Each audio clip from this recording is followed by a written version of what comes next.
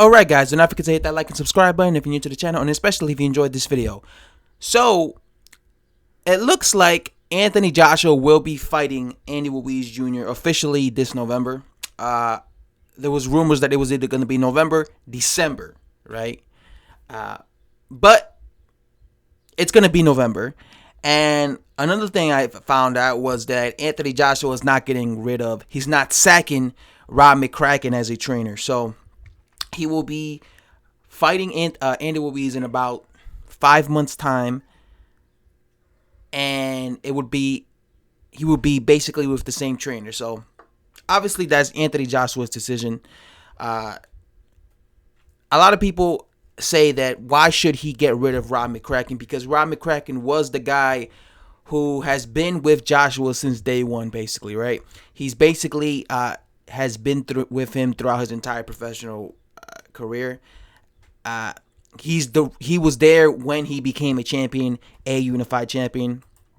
Again, when it comes to how I feel about this, I just feel that he needs to find a trainer who could teach him different things and certain tactics to help him out when he's like in certain situations, like when he's in trouble and stuff.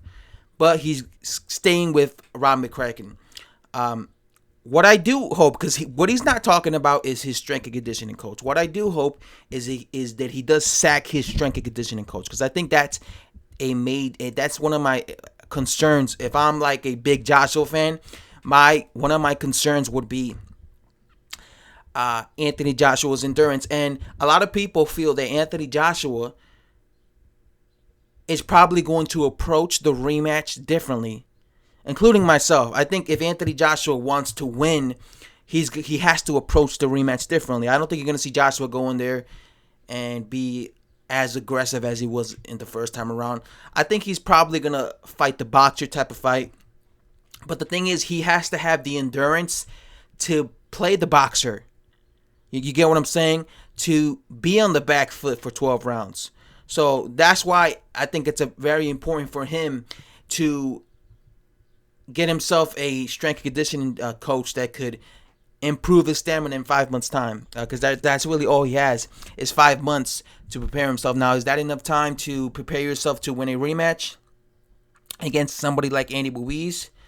I guess we're gonna have to find out when they fight, right? If he loses again, maybe there's gonna be a bunch of people saying, "Well, that wasn't enough time. He needed more time," But if he wins, then obviously people are not going to be saying that. Now, obviously, the one thing Anthony Joshua has is he has the power to knock out Andy Ruiz. So he knows that'll probably give him some confidence, because he knows he was able to put Ruiz in his backside. But I know he's going to be a little cautious, just because he knows himself that Andy Ruiz has the power to hurt him, right? Because he got hurt, right? So he knows himself that Andy Ruiz has the power to hurt him. He also knows that Andy Ruiz is super fast, right? He didn't know what he was going up against when he fought Andy Ruiz, but now he knows Andy Ruiz has super fast with his combinations. So I think he needs to avoid staying in front of him. So I hope that Rob Mccracken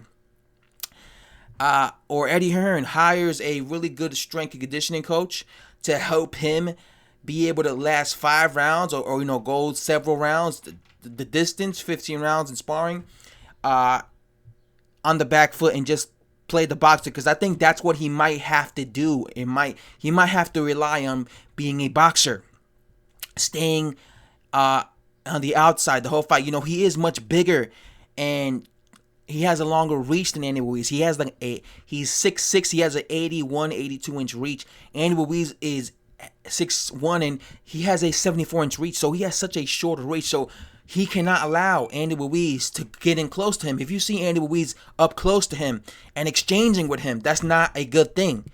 Because him being the much shorter guy with the much shorter reach, he needs to be up close to Anthony Joshua to have success. That was one of the main reasons he was able to hurt Joshua and knock him out in the first place, because when they were exchanging, Joshua allowed Ruiz to get up close to him. When you exchange with somebody, you're vulnerable to their counters, and that's what happened. He got countered right in the middle of an exchange. So the only way he's going to be able to do that and not, allow Ruiz to get up close to him is if he plays a safety first type of fight, And B, if he clinches Ruiz, I don't think he should allow Ruiz to, let his punches go and stuff like that. And again, it also depends where the fight takes place. I do think that psychologically, maybe this might also affect Ruiz. Is if he fights in the UK, because I'm pretty sure it's gonna be a pro Anthony Joshua crowd. Maybe it will, maybe it won't. I don't know. But that might. But if it does happen in the UK, obviously Joshua will have the whole town advantage. But like I said, just because he has the hometown advantage doesn't necessarily mean he's gonna win. Because if he does the same mistakes he did in the first fight, he could get knocked out again. So I think what he has to do is, since he's gonna stay with Rob McCracken, Rob McCracken needs to teach him how to clinch. Rob McCracken needs to teach him how to hold on. Rob McCracken needs to teach him how to lead on his opponents. He needs to teach him of Vladimir Klitschko. A lot of people are saying that he should have gotten rid of Rob McCracken just because they feel that another coach would help him in these departments, in the survival skills departments, and clinching departments. That's something he needs to really work on the clinching. But he chose not to. She's chosen not to. He chose to stay loyal to Rob McCracken. So again, if he does lose again. If he ends up losing again to Andy Ruiz Jr., you guys already know what's going to happen. People are going to be blaming Rob McCracken. Because right now, there's a bunch of people already blaming Rob McCracken and saying that he should get a new trainer because they feel that Rob McCracken is not showing him the survival skills that people believe he needs. It is not showing him how to be a boxer, basically. So if he does lose... Maybe if he does lose to Andy Ruiz again, maybe then he'll sack Rob McCracken. Maybe then he'll be like, okay, this time I seriously need to change my trainer, because sometimes that happens. A fighter stays with a trainer and then he loses it again, and then he's like, okay, forget it, and I need to start from scratch again. So, but we never know. Maybe Rob McCracken teaches him has him have a better game plan against Andy Ruiz Jr. You know what I'm saying? So, again, I would like to see the boxer, the patient Anthony Joshua against Andy Ruiz Jr. I think if he went in there and tried to blow out Andy Ruiz Jr., he's setting himself up for failure. Because, yes, he has the power to knock out Ruiz Jr. and to put him on his backside. But Ruiz Jr. has the power to hurt him as well. And what if he catches Anthony Joshua with another equilibrium shot because he's being aggressive and he's all up in his face? Like I said, I think Max Kellerman, the ESPN commentator, he said something that I agreed. He said that Anthony Joshua in the rematch has to limit his exchanges. Limit his exchanges that he has with Andy Ruiz Jr.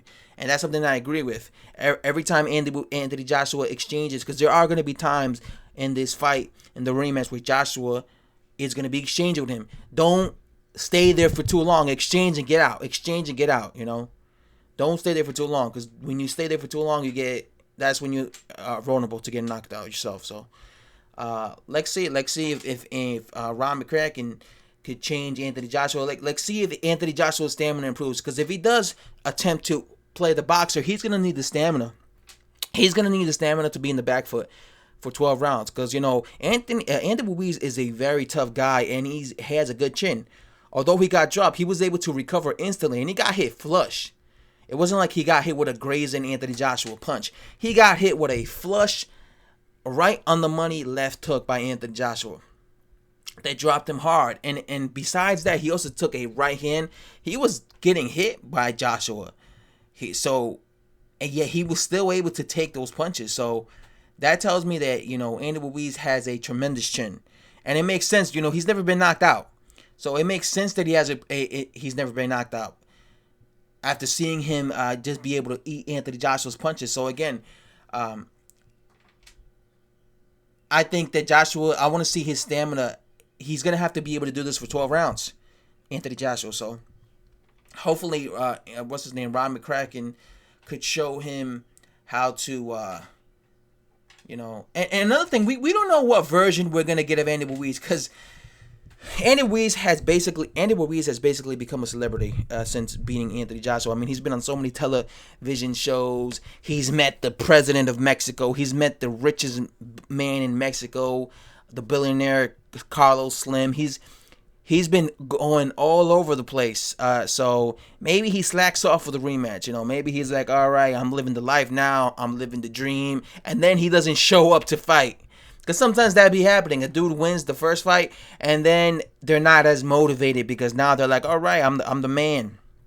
Hopefully that doesn't happen, because then the fight won't be as exciting and as thrilling as it was first time around. But hopefully that doesn't happen. But I'm saying that could happen, because sometimes that should be happening.